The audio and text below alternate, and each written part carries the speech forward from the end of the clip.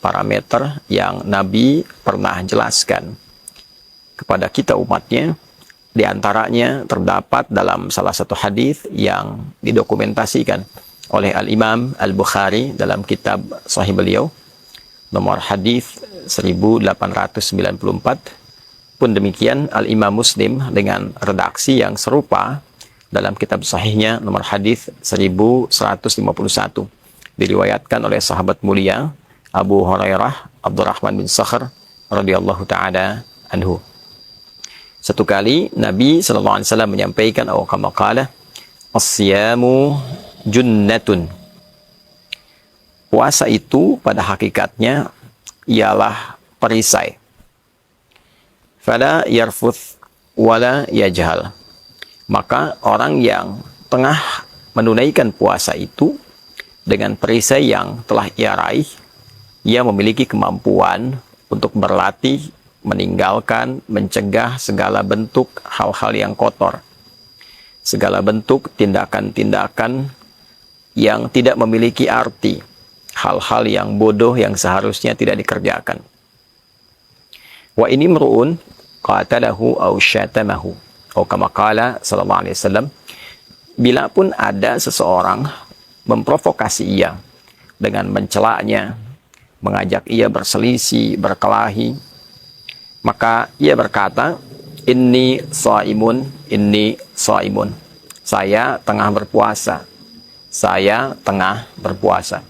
La khulufu famis shaimi, maka sungguh orang-orang yang menunaikan puasa dengan benar itu, lisannya, bau yang keluar dari lisannya, aroma yang keluar dari lisannya, atyabu 'indallahi yaumal qiyamati min rihil miski, dinilai oleh Allah lebih wangi, lebih semerbak dibandingkan dengan parfum kasturi, wanginya kasturi.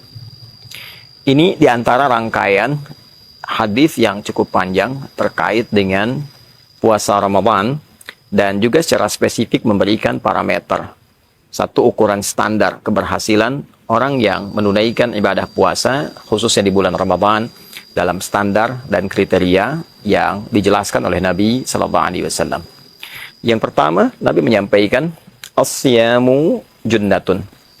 Puasa itu hakikatnya akan membentuk, melahirkan satu perisai. Saya garis bawahi dari kata as-siyam. Di dalam bahasa Arab terdapat dua kata untuk menggambarkan puasa secara umum. Ada saum, ada siyam. Keduanya bermakna imsak, menahan. Jika kita menampilkan kata saum, maka kata ini menunjuk makna yang umum, menahan dalam arti yang umum, al-imsakul am. Saya bisa katakan, saya ingin menahan diri dari bicara, tapi saya masih bisa makan, masih bisa minum. Maka secara bahasa itu disebut dengan saum. Di dalam Al-Quran diabadikan kata ini dengan makna serupa di Quran surah ke-19 Maryam di ayat ke-26 misalnya. Inni nadhartu lirrahmani sauma. Maryam, katakan kepada orang-orang yang ingin mengklarifikasi tentang bayi yang kau bawa itu, engkau diam saja. Inni nadhartu lirrahmani sauma. Katakan aku sedang bernadar kepada Allah untuk saum. Apa jenis saumnya? Falan ukallimal yauma insiya, untuk tidak memberikan keterangan apapun kepada siapapun, tidak membuat keterangan, tidak membuat penjelasan, untuk memberikan kesan bahwa biarkan nanti dengan izin Allah Subhanahu wa taala bayi itu menampilkan mukjizat pertamanya untuk berkata, untuk menjelaskan, mengklarifikasi, sedangkan ia masih dalam buayan. Ini yang memberikan sebuah kesan yang kuat kepada Sayyidah Maryam alaihissalam, bahwa ia seorang perempuan suci, perempuan bersih, dan bayi yang dikandungnya bukan dari hal yang dihasilkan perbuatan-perbuatan terlarang, zina dan sebagainya, namun berupa anugerah yang Allah berikan melalui proses mukjizat untuk menetapkan kenabian Isa alaihissalam. Tapi poinnya adalah saum yang dimaksudkan di ayat itu menahan diri berpuasa untuk tidak bicara. Sedangkan beliau masih makan, masih minum. Berbeda dengan asyam yang disebutkan setidaknya sebanyak 9 kali di dalam Al-Quran. Maka kata asyam memberikan makna yang spesifik. Bukan sekedar menahan, tapi juga menahan dengan aturan tertentu. Menahan dengan ketentuan yang telah ditetapkan. Jadi ketika Nabi SAW mengungkap puasa dengan kata asyam, seakan beliau memberikan kesan bahwa asyamu puasa yang dilakukan dengan mengikuti aturan-aturan itu. Puasa yang dikerjakan dengan mengikuti segala ketentuan yang berlaku di dalamnya. Kapan kita berbuka? Kapan kita menunaikan sahur? Apa yang dikerjakan saat puasa? Apa yang boleh? Apa yang dilarang? Puasa seperti itu, asyam junnatun, akan melahirkan satu perisai. Yang perisai ini membentuk sebuah karakter. Yang karakter ini menunjukkan keberhasilan seseorang yang menunaikan puasa dimaksud. Maka apa di antara contohnya? Fala yarfuth. Maka perisai ini akan membentengi pelaku puasa dari aneka perkataan dan perbuatan yang kotor. Dia tidak berkata-kata yang jorok, berkata-kata yang kotor, mudah mencela, mudah merendahkan, membuat hoax, berperilaku yang kotor. Ya, karena ada perisai dalam dirinya. Saat akan terdorong mengatakan sesuatu yang kotor, diprovokasi oleh setan, maka perisai itu muncul menahan, supaya kata itu tidak keluar. Latihan dimaksud, hasil dimaksud, itu terkonfirmasi dengan keluarnya sebuah karakter, dan dijelaskannya oleh Nabi dalam bentuk perisai yang membentengi. Jadi puasa yang benar, standar pertamanya, ya standar pertama puasa yang benar saat ditunaikan adalah melahirkan sebuah karakter yang mulia, karakter yang baik.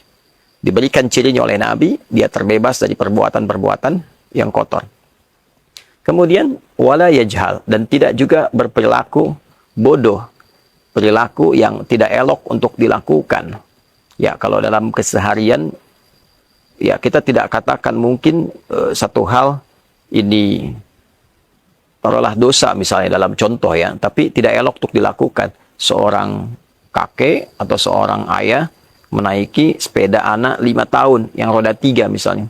Ya, berdosa tidak, tapi itu perbuatan tak pantas sehingga melahirkan cibiran. Ya, itu namanya jahlun, sesuatu yang tidak layak untuk dilakukan. Dalam keseharian banyak sekali perbuatan-perbuatan tak pantas yang kita memang tahu itu tidak boleh dilakukan. Ya, baik yang mengandung dosa ataupun tidak mengandung dosa, tapi dianggap secara etik itu keliru. Sehingga dengan itu berpotensi orang lain malah berdosa dengan perilakunya. Yang melakukan dosa, kita tahu berdusta itu dilarang, membuat hoax itu dilarang, korupsi itu dilarang, mencuri itu dilarang, memecah belah itu dilarang. Ya, atau perbuatan-perbuatan tak elok lainnya yang sifatnya jahil, yang melahirkan bincangan-bincangan publik yang tidak elok untuk didengar. Nah, itulah perbuatan jahalah namanya. Maka orang puasa, dia bisa mengendalikan dirinya. Dia bisa menempatkan diri. Kapan dia bercanda di tempat yang benar.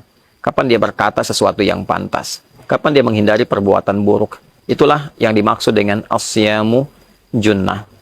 Maka standar pertama yang dijelaskan oleh Nabi ternyata bukan standar peningkatan ibadah ritual, tapi standar moral, standar etika, standar karakter.